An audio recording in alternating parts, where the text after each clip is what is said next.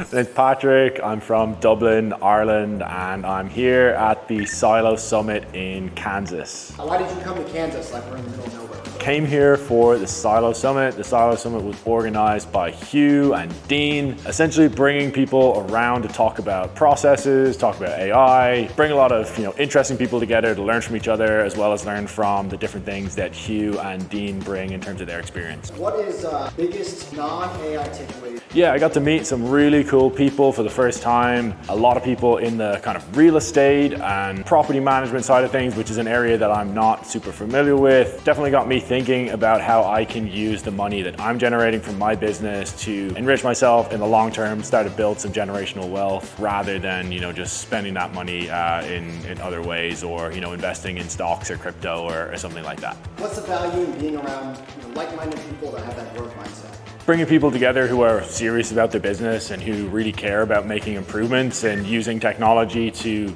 get the most out of whatever they put into the business. It just brings everyone into a location where they can, channel their energy and work on things that really push their business forward. I got to spend some time building some really interesting systems that automate some processes in my business that I usually may not find time for on kind of a normal work week, but I blocked time specifically to work on those processes while I'm here because I was able to bounce ideas off other people who were working on similar things. In your project, what was the current status and what are you working towards? Yeah, so we have a system where we build out a roadmap for our potential customers who are in the manufacturing space. And the purpose of that roadmap is to give them a 24-month look at all the different AI systems that we can implement in their business, to show them what the ROI is going to be, to give them a clear pathway to how they can reach those gains in terms of revenue generation or profit increases and EBITDA increases, and with the real goal of increasing the enterprise value of their company. And what we were trying to work on here is essentially using a voice agent to do some of the intake of that information, and then also doing some back-end automations that would analyze that and start to put that together into our roadmap report, so we can then spend more time with the customer or verifying or validating all of the information that's going into that report. So really what it's about for us is reducing the amount of manual effort that goes into the report, but also increasing the quality of what comes out of it. What value would that add to your bottom line if you're able to get it down to that? I think the biggest value that it actually provides to us is it gets us onto the retainer faster. So once we finish the AI action plan, which is the roadmap that we do, we then transition from just that fixed price into a retainer contract. We work on a retainer basis because it aligns the incentives between us and the customer. We're incentivized to keep working as fast as we can, so the customer wants to keep us around, and the customer is incentivized to give us the information that we need in order to keep working faster, so that we can deliver the project for them faster and give them a bigger ROI. But if we can move on to that faster, we can not only deliver more value to the customer because we start developing faster, but we also start getting paid quicker. What is the AI takeaway that you have? For me, there's so many different areas of AI where AI is adding value to companies, and that means that there's always different things that you can learn from people who are using AI in different ways. We don't use voice AI that much in our business at the moment. Because we work with manufacturing companies, there is obviously a safety element to using AI systems, especially putting AI systems in front of your customer. But it seems to me that these AI systems are getting a whole lot better on the voice side. And I was able to learn from two people who are using the voice systems already in their business. So I have a lot more faith in how they work now. I have a better understanding about how to build those systems, as well as a few different ways that other people were using them that could be interesting, not just for us, but also for our customers. What takeaways do you have for running a business that you didn't have before you came here? There's quite a few that were interesting. I mean, we talked to Michelle about lots of different ways that you can look at your finances, look at your books, not only for optimizing for profit now, but also for optimizing for the value of your company into the future. So making sure that we keep that in mind, from this early stage. We've only really been in business for just over a year. So making sure that we're already keeping that long-term mindset, from the beginning is really important. And it'll not only help us to increase the value of the company, it'll help us to make more money along the way and also help us to provide more value to the customer. How does this event stack up to other events you've been to, like conferences or Hermosi events or what?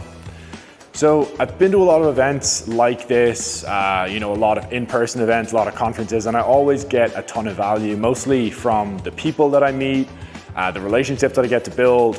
But this event really helped to focus on some things that are really core to my business in particular, using AI in lots of different ways. We're an AI company, so I got to focus on looking at how some other people are using AI who are experts in the field. And then I also got to look at the lean processes, the optimization of the business as well, not just from a financial perspective, but also just from a general operational perspective. So this was a very well-rounded event from that perspective. You got to look at things from a technology perspective, a financial perspective, a process perspective, and also get to meet people along the way. So it's definitely an event that has a lot more to it than just the networking aspect. It has all of the different business aspects going for it as well. What would you say to a business owner who's on the fence about coming here or coming to an event like this? I would say that whenever I have been on the fence about anything, I generally look at what is the worst thing that can happen. And in a lot of cases, a bad thing can actually happen from taking a risk. In the case of this, there is pretty much no downside to coming to an event like this. There's a little bit of a cost there, but in reality, you're investing in your business, so you shouldn't be really worried too much about the cost. But getting to spend time with other business owners, getting to spend time with other experts in different parts of the field, it's really just going to help you to find those little things that can give you a competitive advantage against people in your market. At the original price point, what was the value that you were taking away versus what you spent to come? It's a significant payback already, and I mean, payback is usually measured in months and years, and I think this will pay for itself in weeks. So yeah, I wouldn't be worried about cost. If cost is prohibitive for you to come to an event like this, there's free content out there. I mean, Hugh puts out content, Dean puts out content, we put out content ourselves as well. I mean, you can try to learn as much as you can from the free content that's out there, but you're never going to get as much out of free content as you're going to get from paid content. And I never look at spending money on my business on this sort of an event as a real expense. I just look at it as an investment.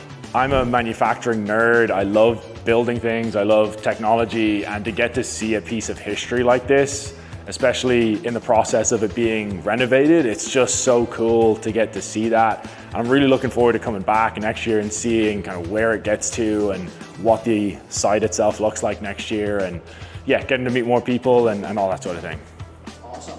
Anything else you want people to know about your business? Yeah, if you're a manufacturing company, you've got 500 employees or more, you're looking for different ways to use AI in order to optimize your processes. Even if it's just that you don't like the software that you use, if you're having profit problems, if you're having, or if you think that there's more of your market that you can capture that you're not really getting a hold of yet, just shoot us a message. We'd be more than happy to have a quick conversation. We know for a fact that we can help you. We've helped a lot of manufacturers already. The companies that we're working with are just getting bigger and bigger, and we're providing more and more value. So yeah, it's worth having a quick chat. If you want to even just run some ideas by us, we can give you a few different ideas about what you can explore. Even if we don't end up working together, I'm sure we can provide you a little bit of value that can help you get on your way with using AI, not only to put AI into your business in general, but to also just improve the overall software and overall processes of your business. Thanks, Patrick. Thank you.